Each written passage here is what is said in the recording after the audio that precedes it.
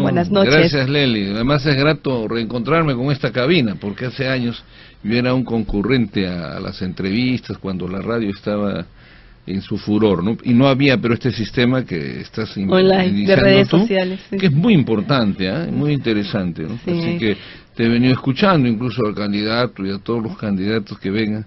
Yo creo que una realidad como ciudadano, el que nos plantea algo que sea creíble de solucionar el tráfico, va a tener un gran porcentaje de votos. porcentaje de votación, porque el tráfico hoy en día nos mata.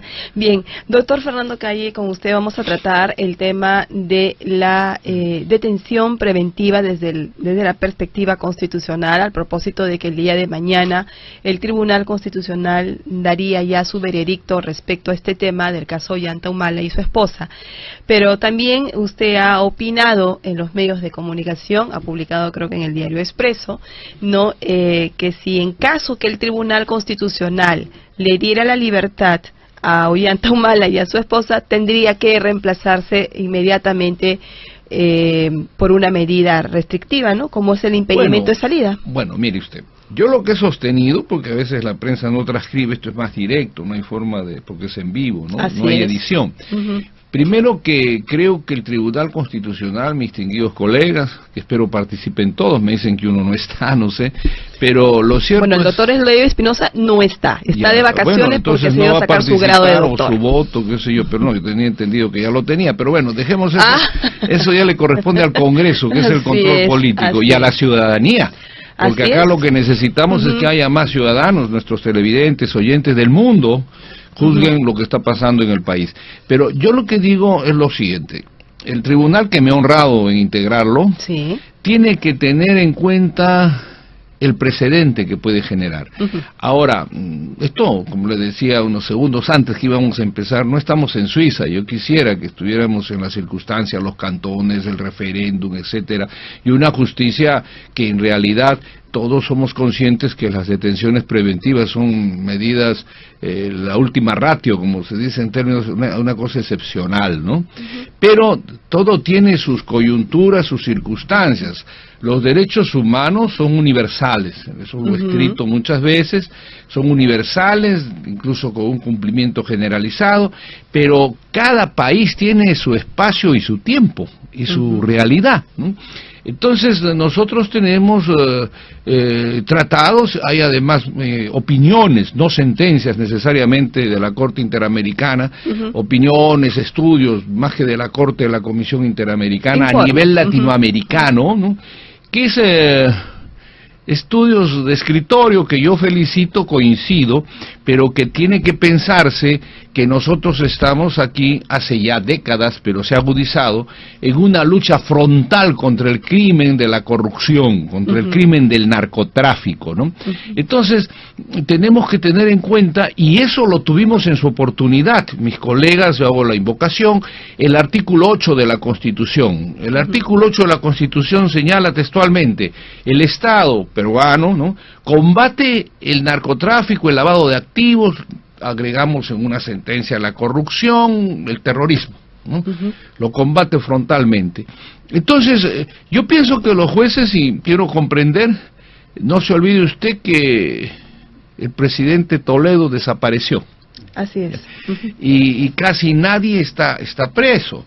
Hoy día me he enterado tardíamente, no sé, que los señores Graña, Miro Quesada, ya no están, ¿no? Entonces, imagínese usted, aquí no va a quedar nadie, pero si vamos a quedar con la carga, solamente va a repetirse ese bolero o tango que dice, ¿no?, para los pobres solamente está el cementerio, el hospicio, la prisión, ¿no?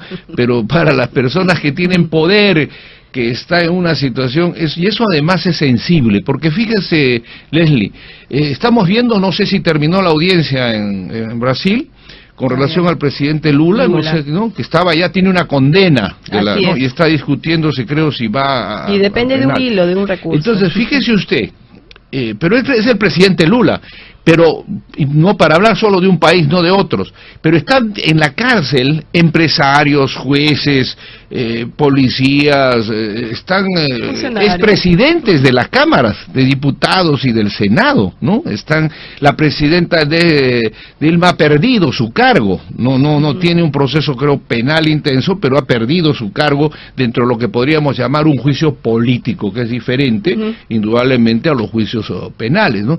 Pero el juicio político es una herramienta de todo Estado para controlar la parte ética y moral de quienes lo gobiernan, ¿no? Doctor Calle, ¿a usted le parece correcto que, bueno, la detención preventiva es una medida excepcional? Sí, lo tengo claro, pero le estaba explicando, pero la escucho para completar su pregunta. ¿Usted cree que esto, en el caso de Ollanta Humala, o más que de Ollanta Humala, de manera general, la percepción que se tiene es que, y esto lo han dicho también penalistas, constitucionalistas, es que hay una percepción abusiva por parte del Ministerio Público y del juzgado de decretar prisión preventiva, ¿no? Y que personas esperen en la cárcel sus procesos. Bueno, ese es otro tema. Vamos a diferenciar no a las personas, ¿no? Sino a los delitos. ¿Okay? Por ejemplo, hace meses fue generoso un juez, de acuerdo al sistema garantista, que yo también lo puedo avalar, pero salieron un montón de narcotraficantes. No sé si hayan vuelto, ¿no? O sea, se les da comparecencia y de repente no ha habido. Usted ha visto que no solo en nuestro país, pero en el caso nuestro, una persona que estaba con detención domiciliaria, lo capturan asaltando a otro, ¿no? Y estaba detenido. Entonces rompe la seguridad ciudadana. Pero estamos hablando, y a eso iba, de casos de narcotráfico, corrupción, lavado, y querramos o no, estamos hablando de las más altas dignidades de la República, ¿no es cierto? Que además tiene un mensaje en un país destrozado, porque este es un país destrozado de confianza, de fe. Credibilidad. Bueno, entonces, por eso yo digo, que además el Tribunal Constitucional, que me ha honrado en integrar, y con la confianza y el respeto y cariño de nuestro pueblo, yo diría, lo que va a decidir mañana tiene más incidencia que lo que ha dicho la Suprema, me refiero en un precedente. Tiene que medir, el Tribunal Constitucional tiene una diferencia con los jueces de la Corte Suprema y de todos los jueces de la República, que es un privilegio, diría yo, porque le permite, a diferencia que el juez tiene que estar tradicionalmente en el campo de la ley, la doctrina, y además tiene su interpretación. Bueno, ustedes son los órganos el órgano de la constitucional tiene una ventaja, entre comillas, porque esa es la responsabilidad de la calidad de los magistrados, de modular una sentencia dentro de los márgenes que te da la Constitución y la ley. ¿Por qué modular? Porque un precedente de una sentencia de un tribunal constitucional tiene que meditar si crea un caos económico. Puede hacer que lo solicitado, ¿no?, tenga una resonancia, solidez constitucional, pero dentro de ello tú tienes que tener la capacidad de decir, bueno, ya, ok, se pasa, pero mañana quiebra el Banco de Reserva, ¿no?, por ejemplo. Lo otro, puedes crear un caos político. Puede hacer que decíase que los terroristas tenían cierto derecho, lo suelto a todos, ¿qué hacemos, no? Entonces, vamos a priorizar ciertas cosas, y en este caso, el tema sería de un precedente. Miren, la gente está preguntándose, y en eso sí coincido, la señora Villarán, el otro señor, ya uno tiene tantos nombres importantes. La propia Keiko, ¿no? ¿Ya? La propia señora Keiko, después será el hermano, el presidente García, que es bien deseado, y un montón de gentes, ¿no es cierto?, que están en proceso. De llegársele la situación, van a coger el precedente del Tribunal Constitucional. Entonces eso tiene que tener presente la magistratura del Tribunal Constitucional. Pero hay que respetar lo que digan. Pero la detención preventiva es excepcional. Es excepcional, pero ahí está la excepcionalidad. Pues tú tienes, yo creo que el fondo, en el caso de narcotráfico, corrupción de alto nivel, que esta es una megacomisión ya, lo que ha sucedido delictiva. Y tiene que cumplirse los presupuestos, ¿no? Sí, pero entre los presupuestos los más importantes, entre ellos está en que tú tienes que, como juez, prevenir de que te vaya a evadir de la justicia, que pueda evadir, que pueda fugarse, pueda retirarse y que pueda hacer uso de presión para entorpecer. Se refiere a eso, a quienes tienen demasiado dinero por suerte de la vida, lo que fuera, que querramos o no, tienen medios para poder presionar y el otro el poder político. ¿Y usted considera entonces que si el Tribunal Constitucional el día de mañana decide no darle la libertad, o sea, decide que salga en libertad? Ahí creo yo que la Fiscalía, que es el titular de la legalidad, el que representa a la sociedad, no se olvide que antes era el defensor del pueblo, en la Constitución del 79 era defensor del pueblo y fiscal de la nación. Entonces, que representa al pueblo, ¿no? Hoy día todos se preguntan dónde está el defensor. Bueno, debe estar, vamos a ver si vuelve a la Fiscalía. Pero yo les digo esto, ¿no? Porque usted cree que usted siente que el defensor del pueblo está ausente. ¿Usted lo siente? De alguna forma, pregúntele al pueblo, ¿no? Después del manifiesto sobre el problema del indulto, hay temas del norte, hay temas de violaciones, hay temas, bueno, pero de repente, pues mire, es tan brillante su trabajo en silencio que está dando resultado, porque no necesita ser publicitado, ¿no es cierto? Pero dejando eso de lado, además lo que sí hay que señalar, que sea lo que fuera el defensor, está gracias a la mayoría parlamentaria del fujimorismo, que fueron los que dieron su voto tanto para el Banco de Reserva como para la Defensoría y también a posteriori un miembro del Tribunal Constitucional. ¿Qué tendría que hacer la Fiscalía en caso de que el Tribunal le dé la libertad? Que tiene que hacer, si usted se acuerda, tocamos esto en el caso del presidente Kuczynski, y se me preguntó mucho y yo dije, bueno, y tiene usted una relevancia, imagínese usted si el presidente Kuczynski con todo lo que se conoce se hubiera ido, ¿no? Entonces, ¿qué hubiéramos dicho aquí? Estaríamos en una situación bien delicada, ¿no? Entonces, se me preguntó, hablaban del artículo 117, cosa que no sé por qué lo han usado, porque no tiene nada que ver en ese tema, y es un debate antiguo que se me decía si el presidente no podía ser investigado. Por supuesto que sí, todos los que estamos con inmunidad pueden ser investigados. En el caso del presidente no podía ser acusado hasta después de su periodo. Pero hay una cosa, los hechos que tú has cometido antes del derecho de inmunidad permiten que la justicia ordinaria actúe con la velocidad que merece sin que te levanten el fuero parlamentario, la inmunidad de ser miembro del Tribunal Constitucional, etcétera. Entonces, ¿qué sucede? La Fiscalía lo que puede hacer, suponiendo lo que usted dice, mientras que se publica, mientras que va el trámite para que esto se efectivice, puede pedir una nueva medida cautelar, que no tiene que ser la detención preventiva. Puede pedir una medida cautelar con impedimento debería ser, de hecho, detención domiciliaria, por ejemplo, ¿no?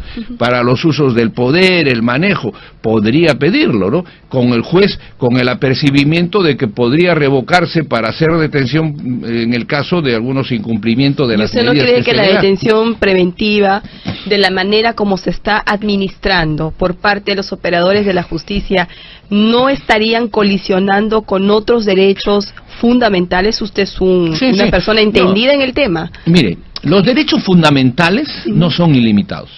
Eso lo sé. Y entonces hay un derecho que tiene el Estado, y precisamente el artículo 8, como le digo, dice atacar, ¿no? Entonces, y bueno, este no es un Estado normal, ¿no? Hemos llegado a un extremo de corrupción extraordinariamente salvaje, donde la impunidad, que es lo más grave, está imperando, ¿no? Yo no digo que no se procese, pero si aquí no va a quedar nadie ni se le va a poder juzgar, va a ser todo una sensación de frustración moral. Tampoco llegar a ese extremo. Por eso le digo, entonces yo creo que hay medidas que pueden manejarse teniendo en consideración esto, los derechos fundamentales. Algunos exageran pero hay en la Constitución los derechos, además hay prioridades, el derecho a la vida, ¿no? El derecho en este caso del Estado peruano a defenderse contra el crimen organizado de esta naturaleza. Por eso cuando los informes de la Comisión Interamericana, yo creo que falta pues el complemento. El representante en la Organización de Estados Americanos del Perú podría, tomando esas medidas, dadas las circunstancias, para que podamos nosotros mantener ese garantismo de mantener que no haya la detención preventiva, que todas esas circunstancias, debería confirmarse un convenio sólido y respetado no solo por los Estados miembros de la OEA, sino en las Naciones Unidas, para que cuando alguien que usted le ha dado una libertad provisional o está en comparecencia simple y desaparece del país, esté obligado a extraditarlo. Y además señalar que ningún país miembro de las Naciones Unidas y la OEA, en casos de delitos de corrupción, narcotráfico, pueda conceder asilo.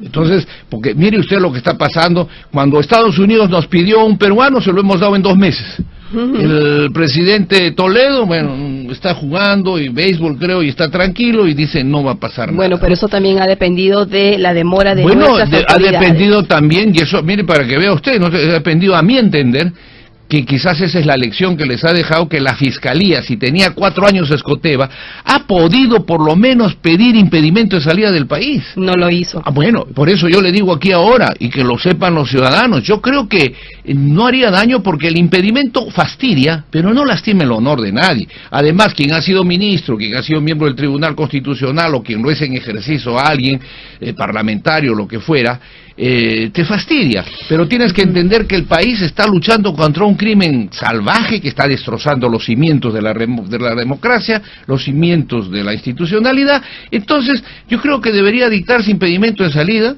a todos los que están implicados en estos casos, y que lógicamente también tiene el Estado y la justicia que jugar tipo, yo le digo, con una rapidez sumarísima en casos emblemáticos, porque no se puede estar mancillando, jugando con el honor de la gente. Debe resolverse en brevedad los casos, ¿no? Muchísimas gracias, doctor Fernando Calle Jayén. Solamente un minuto final. ¿A usted le parece correcto que el Ministerio Público le increpe al Tribunal Constitucional, prácticamente ejerza como una presión, advertencia, como se dice, oiga, si usted mañana le da la libertad a Ollanta, usted estará cometiendo un error político, jurídico, etcétera? ¿Usted cree que es correcto lo que hace eso? Quien está en tan altos cargos, a veces lo que pasa es que en nuestro país nadie asume la consecuencia de nada, nadie responde de nada. Pero nunca se ha visto esta colisión, nunca ha tenido usted tanto presidente en proceso de investigación. Es una situación. Pero mire, ahora, lo que usted está diciendo tiene dos aspectos. El primero, que lógicamente pienso que hay un exceso de la palabra del Ministerio Público, ¿no?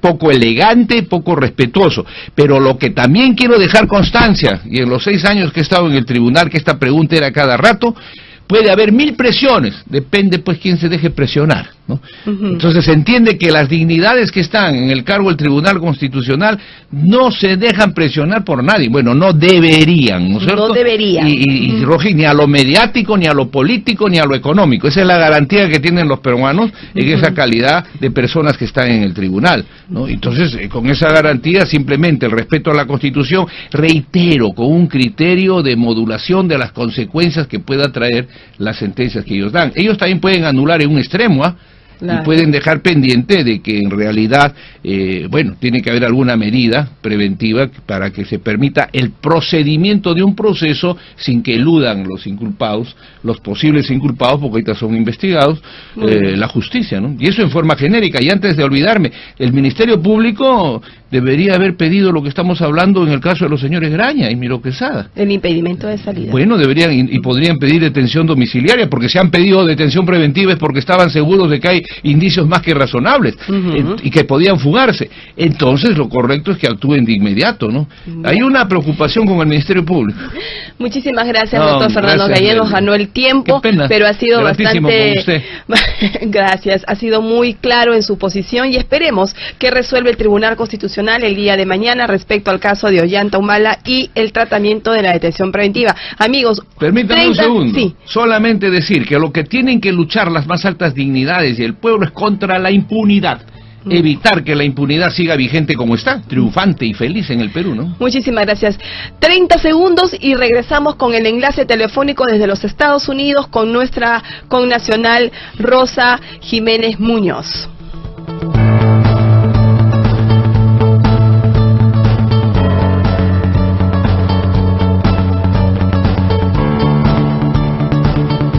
Aquí nuestro set de Radio Televisión, Radio San Borja Televisión, el doctor Fernando Calle Jayén. Muchísimas gracias por su participación, doctor. Buenas noches. Gracias, Leli. Además es grato reencontrarme con esta cabina, porque hace años yo era un concurrente a las entrevistas cuando la radio estaba en su furor, ¿no? Y no había, pero este sistema que estás online, de redes sociales, que es muy importante, muy interesante, ¿no? Sí. Así que te he venido escuchando incluso al candidato y a todos los candidatos que vengan.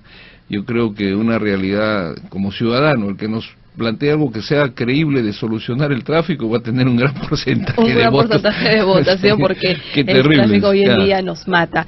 Bien, doctor Fernando Calle, con usted vamos a tratar el tema de la detención preventiva desde la perspectiva constitucional, al propósito de que el día de mañana el Tribunal Constitucional daría ya su veredicto respecto a este tema del caso Ollanta Humala y su esposa.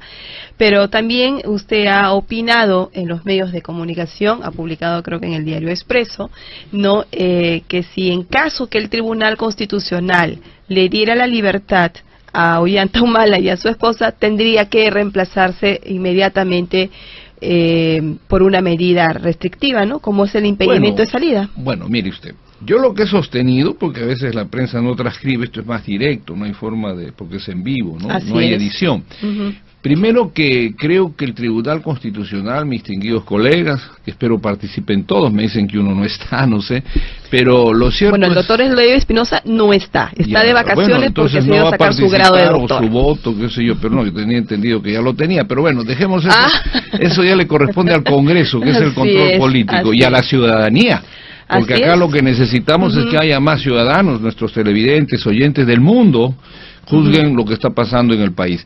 Pero yo lo que digo es lo siguiente, el tribunal que me ha honrado en integrarlo, tiene que tener en cuenta el precedente que puede generar. Ahora, esto, como le decía unos segundos antes que íbamos a empezar, no estamos en Suiza. Yo quisiera que estuviéramos en las circunstancias, los cantones, el referéndum, etcétera, y una justicia que en realidad todos somos conscientes que las detenciones preventivas son medidas, la última ratio, como se dice en términos, una cosa excepcional, ¿no? Pero todo tiene sus coyunturas, sus circunstancias. Los derechos humanos son universales, eso lo he escrito muchas veces, son universales, incluso con un cumplimiento generalizado, pero cada país tiene su espacio y su tiempo, y su realidad, ¿no? Entonces nosotros tenemos tratados, hay además opiniones, no sentencias necesariamente de la Corte Interamericana, opiniones, estudios, más que de la Corte de la Comisión Interamericana, a nivel latinoamericano, ¿no? Que es estudios de escritorio que yo felicito, coincido, pero que tiene que pensarse que nosotros estamos aquí hace ya décadas, pero se ha agudizado, en una lucha frontal contra el crimen de la corrupción, contra el crimen del narcotráfico, ¿no? Entonces, tenemos que tener en cuenta, y eso lo tuvimos en su oportunidad, mis colegas, yo hago la invocación, el artículo 8 de la Constitución. El artículo 8 de la Constitución señala textualmente, el Estado peruano, ¿no?, combate el narcotráfico, el lavado de activos, agregamos en una sentencia la corrupción, el terrorismo, ¿no? Lo combate frontalmente. Entonces, yo pienso que los jueces, y quiero comprender, no se olvide usted que el presidente Toledo desapareció. Así es. Y casi nadie está preso. Hoy día me he enterado tardíamente, no sé, que los señores Graña, Miro Quesada, ya no están, ¿no? Entonces, imagínese usted, aquí no va a quedar nadie, pero si vamos a quedar con la carga, solamente va a repetirse ese bolero o tango que dice, ¿no?, para los pobres solamente está el cementerio, el hospicio, la prisión, ¿no? Pero para las personas que tienen poder, que está en una situación, y eso además es sensible, porque fíjese, Leslie, estamos viendo, no sé si terminó la audiencia en Brasil, con relación al presidente Lula, no sé, ¿no?, que estaba ya, tiene una condena, ¿no?, y está discutiéndose, creo, si va a... Y depende de un hilo, de un recurso. Entonces, fíjese usted, pero es el presidente Lula, pero no para hablar solo de un país, no de otros, pero están en la cárcel empresarios, jueces, policías, están expresidentes de las cámaras de diputados y del Senado, ¿no? Están, la presidenta Dilma ha perdido su cargo, no tiene un proceso, creo, penal intenso, pero ha perdido su cargo dentro de lo que podríamos llamar un juicio político, que es diferente, indudablemente, a los juicios penales, ¿no?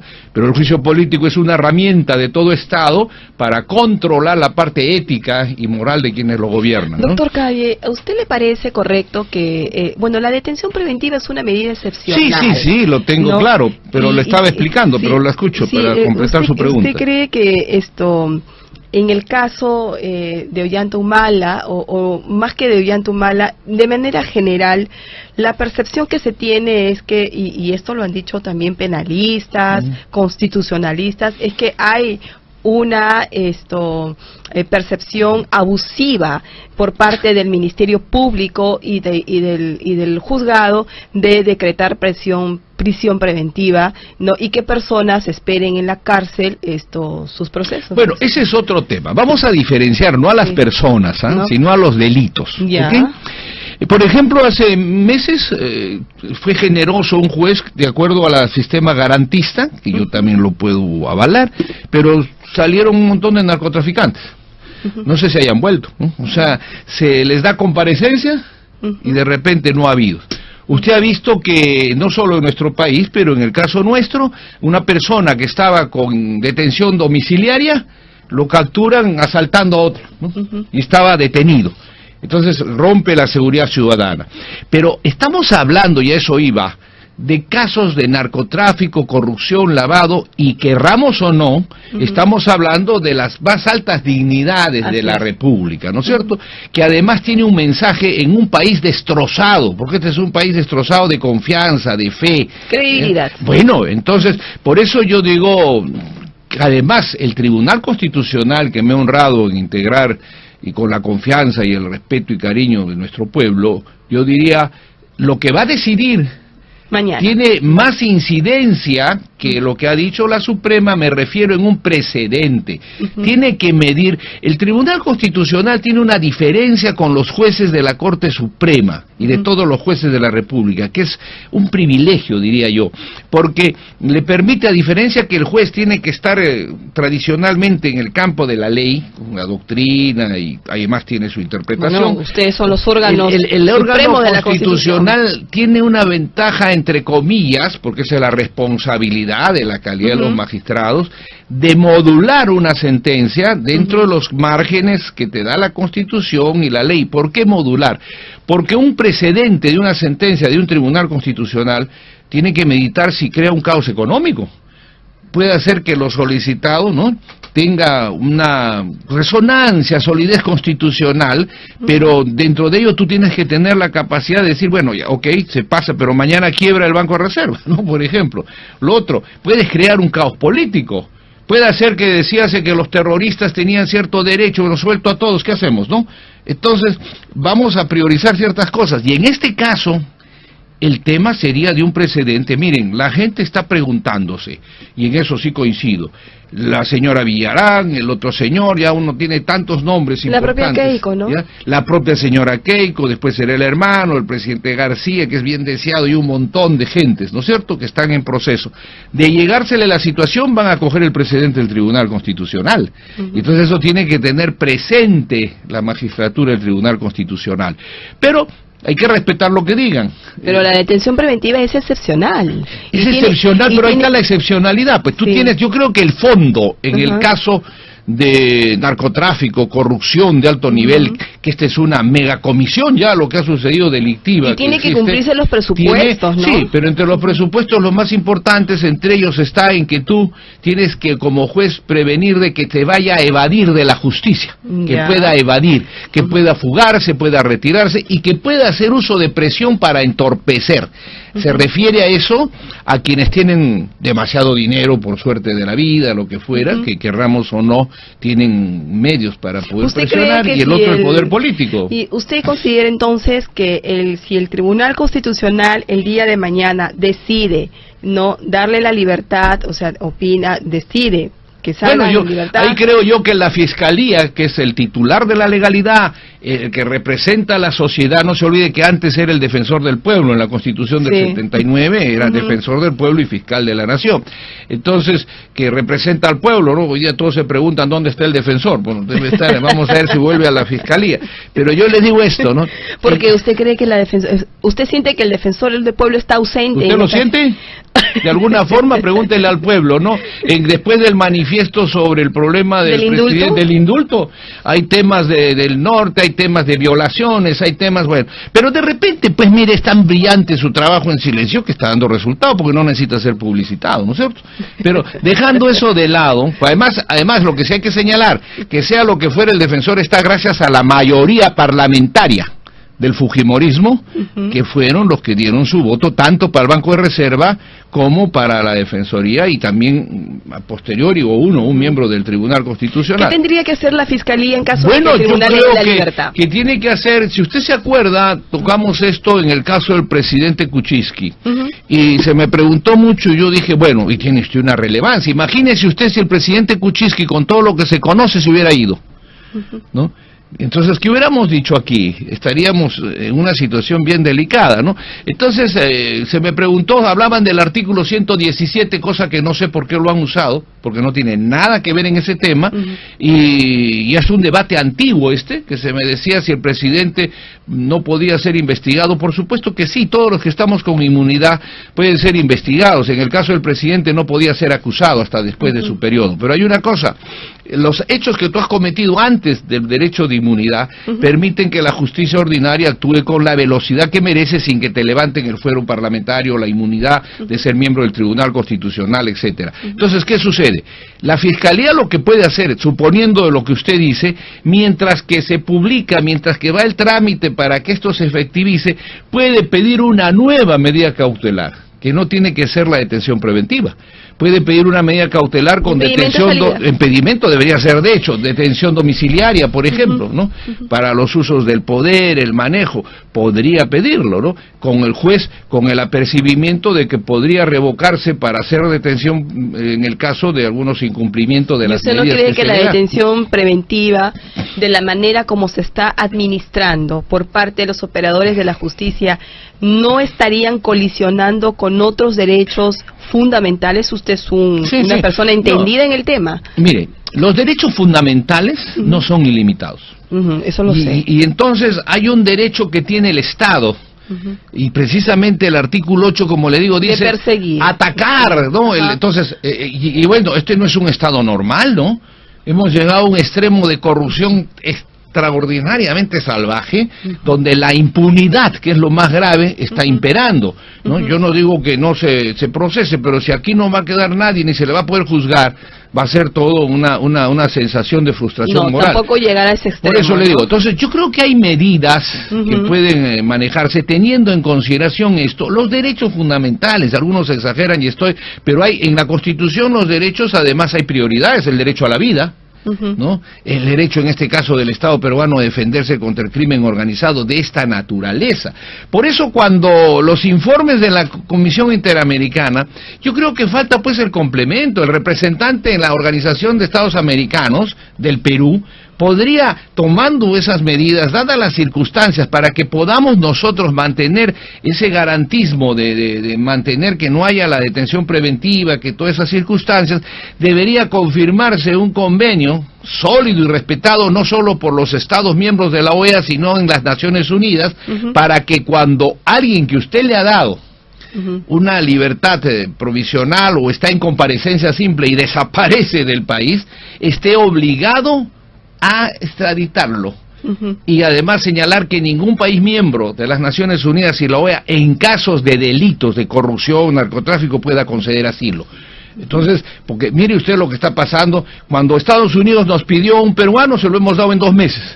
El presidente Toledo, bueno, está jugando y béisbol creo y está tranquilo y dice no va a pasar nada. Bueno, pero eso también ha dependido de la demora de nuestras autoridades. Ha dependido también, y eso, mire, para que vea usted, no ha dependido a mi entender, que quizás esa es la lección que les ha dejado, que la Fiscalía, si tenía 4 años Escoteva, ha podido por lo menos pedir impedimento de salida del país. No lo hizo. Bueno, por eso yo le digo aquí ahora, y que lo sepan los ciudadanos, yo creo que no haría daño porque el impedimento fastidia, pero no lastima el honor de nadie. Además, quien ha sido ministro, quien ha sido miembro del Tribunal Constitucional, o quien lo es en ejercicio a alguien, parlamentario, lo que fuera, te fastidia, pero tienes que entender que el país está luchando contra un crimen salvaje que está destrozando los cimientos de la democracia, los cimientos de la institucionalidad. Entonces yo creo que debería dictarse impedimento de salida a todos los que están implicados en estos casos, y que lógicamente también tiene el Estado y la justicia que jugar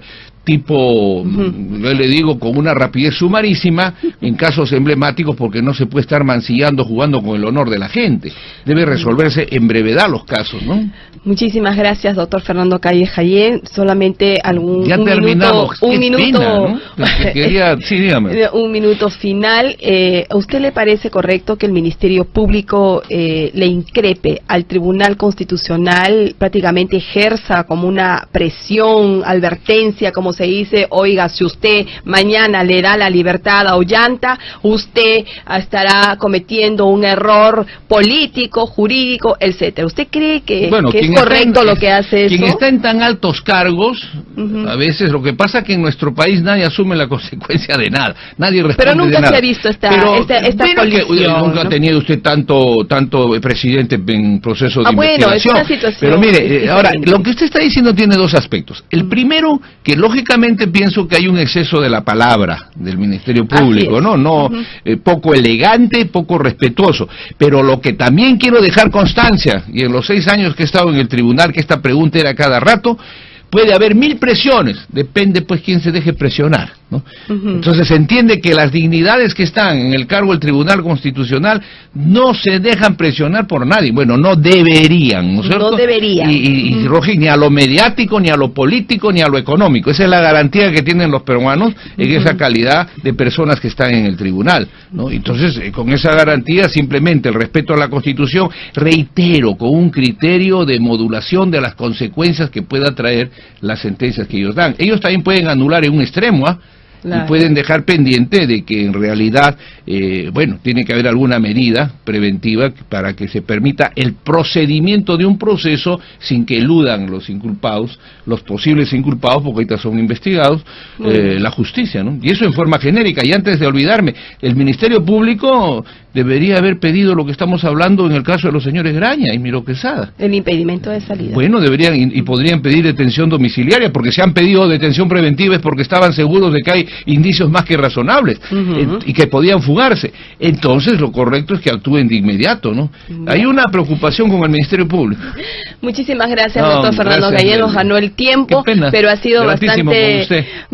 Gracias, ha sido muy claro en su posición y esperemos que resuelva el Tribunal Constitucional el día de mañana respecto al caso de Ollanta Humala y el tratamiento de la detención preventiva. Amigos, permítanme un segundo. Sí. Solamente decir que lo que tienen que luchar las más altas dignidades y el pueblo es contra la impunidad.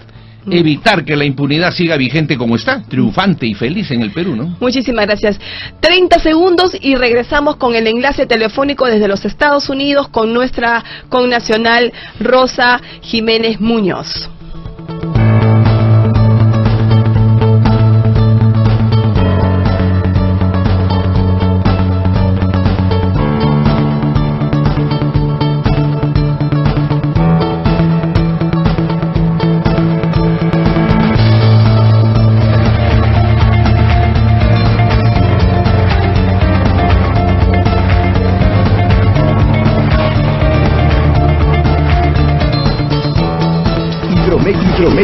La solución al problema del agua. Hola amigo, ¿desea una bomba de agua de excelente calidad para su casa o su proyecto? Nosotros tenemos lo que usted está buscando. Le presentamos Bombas Penta, la línea más completa de bombas de agua para el sector industrial, construcción, residencial y agrícola. Solo expertos como nosotros pueden recomendarle un experto como usted. Penta, más que una electrobomba.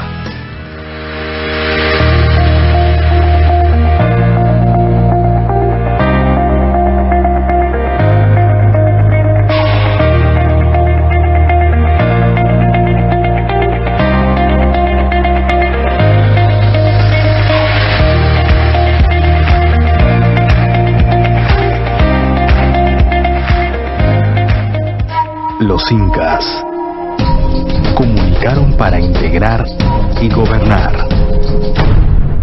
500 años después, América Latina necesita integrarse, crecer y cambiar el futuro. Profesionalizar la actividad política. Fortalecer la ciudadanía. Lograr buenos gobiernos. Capacítate y relaciónate con los mejores. 13ª Cumbre Mundial de Comunicación Política. Lima te espera.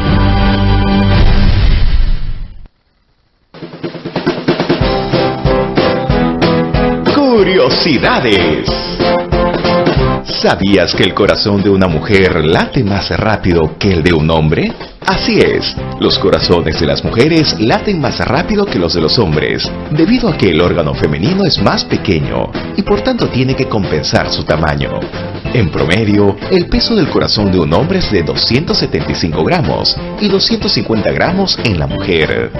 La frecuencia cardíaca promedio de una mujer adulta es de alrededor de 78 latidos por minuto, 8 latidos más rápido que la frecuencia cardíaca promedio de un hombre adulto. Curiosidades.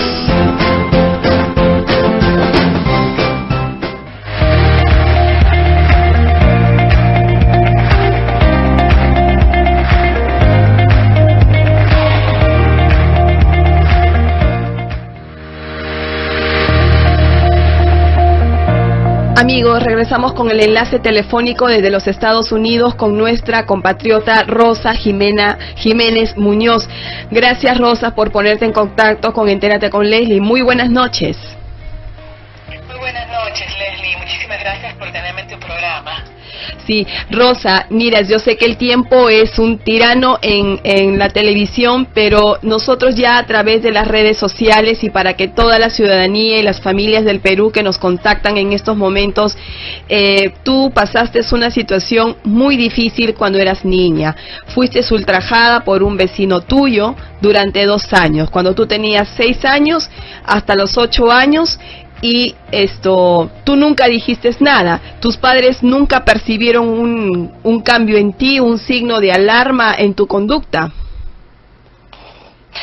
Bueno, sí, las señales yo creo que estaban ahí, las señales las vi, pero yo creo que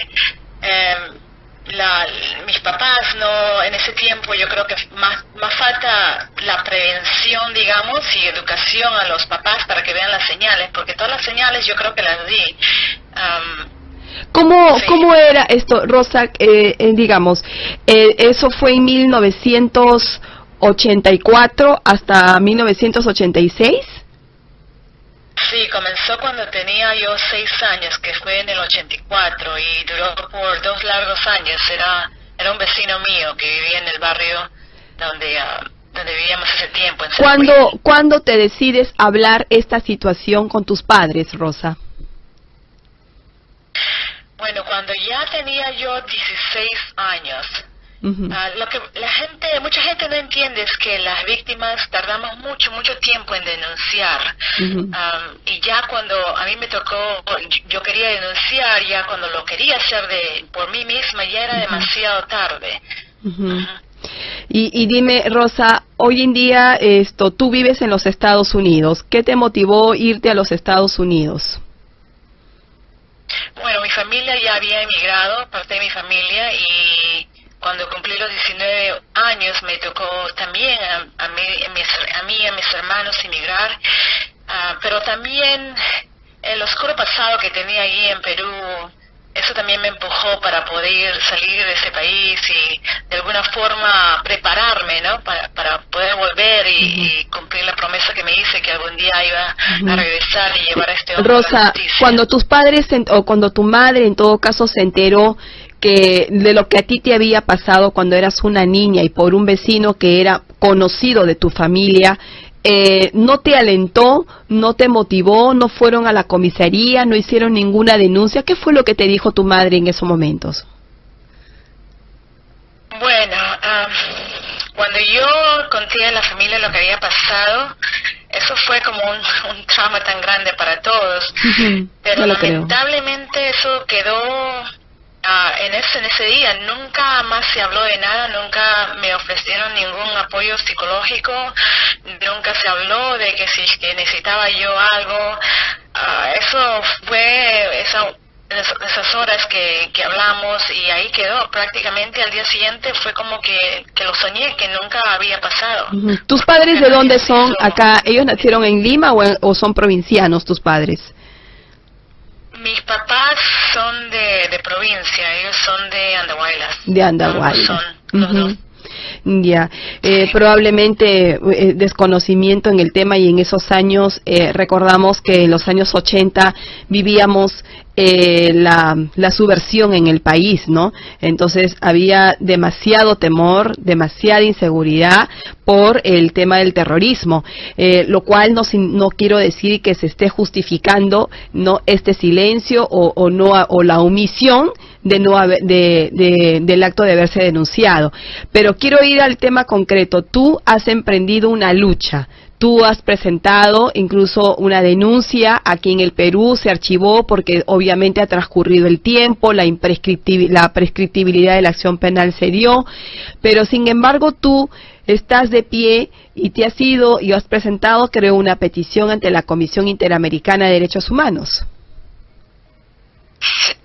Sí, eso fue lo que hice, porque como Perú no me ha dado ni una opción de que se pueda hacer justicia. Y en estos crímenes yo creo que esto nunca debería de prescribir, nunca debería ser demasiado tarde para llevar a alguien a la justicia. Como te digo, víctimas como yo tratamos de olvidar, no tratamos de recordar lo que nos ha pasado. Porque es difícil vivir con estos dramas, y para poder sobrevivir tratamos de olvidar. Entonces ya cuando salimos a la luz y contamos lo que nos ha pasado, queremos hacer justicia. Como te digo, el tiempo prescribió y ya no se puede.